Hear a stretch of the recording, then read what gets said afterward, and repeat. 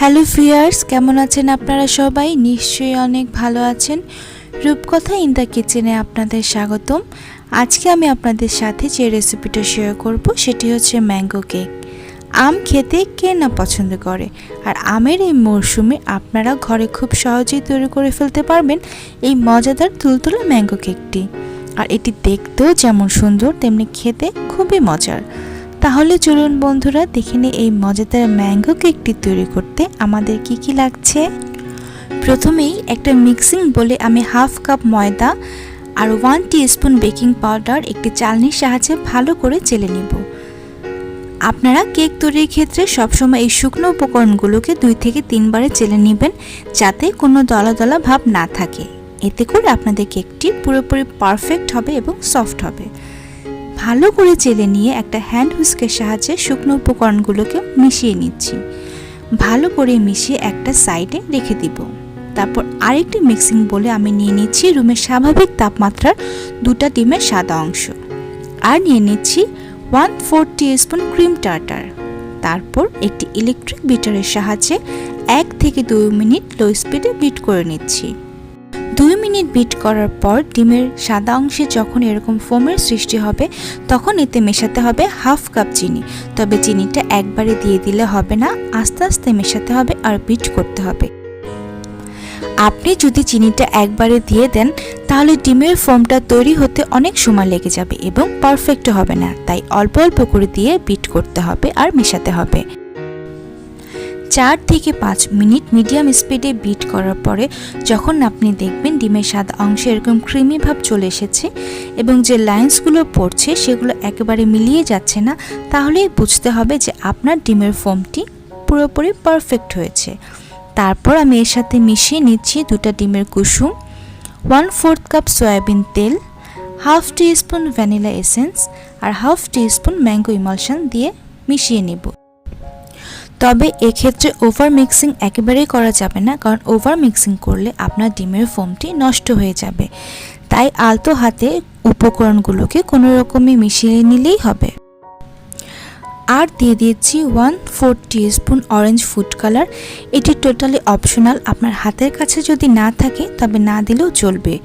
তারপরে সমস্ত কিছু মিশিয়ে দিয়ে দিচ্ছি শুকনো উপকরণগুলোকে আমি আবারও একটি চালনির সাহায্যে চেলে নিচ্ছি এবং অল্প অল্প করে দিয়ে একটি স্প্যাচুলার সাহায্যে মিশিয়ে নিচ্ছি। সমস্ত উপকরণগুলোকে একবারে দিয়ে দিলে দলা পাকিয়ে যাবে এবং আপনার কেকের ব্যাটারটি মসৃণ হবে না। এতে করে আপনার কেক স্পঞ্জ হবে না এবং পুরোপুরি পারফেক্ট হবে না। তাই অল্প অল্প করে দিয়ে মেশাতে হবে, কোনো তাড়াহুড়া করা যাবে না, আলতো হাতে মেশাতে হবে। এক্ষেত্রে আপনি স্প্যাচুলা বা হ্যান্ড হুইস্ক ব্যবহার করতে পারেন, তবে কোনো ক্রমে বিটার ইউজ করা যাবে না।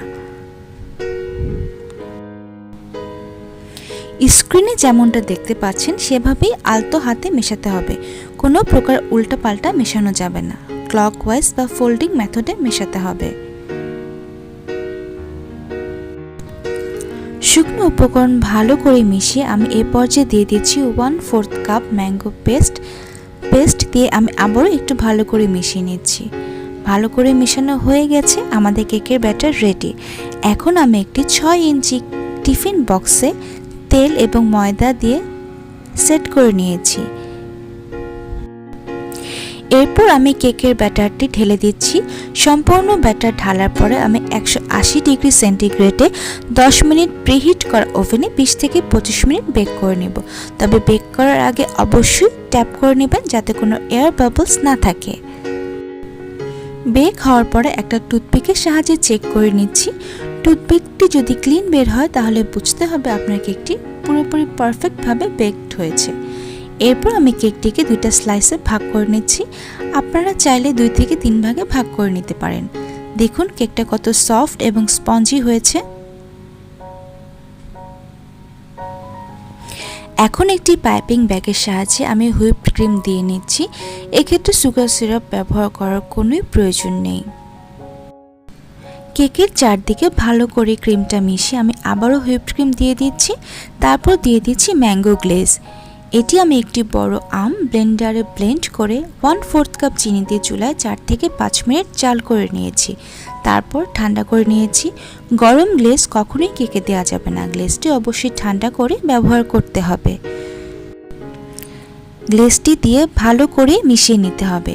তারপর উপরের লেয়ার দিয়ে দিতে হবে, দিয়ে একইভাবে ক্রিম দিয়ে সাজিয়ে নিতে হবে। আপনারা চাইলে শুধুমাত্র ম্যাঙ্গো গ্লেজ দিয়েও কেকটাকে ডেকোরেশন করতে পারেন, কারণ ম্যাঙ্গো গ্লেজ দিয়েও কেকটা খেতে অনেক মজার। তবে আমি ক্রিমটা একটু বেশি পছন্দ করি, তাই ব্যবহার করেছি। ক্রিমটা ভালো করে সেট করে উপরে দিয়ে দিতে হবে ম্যাঙ্গো গ্লেজ।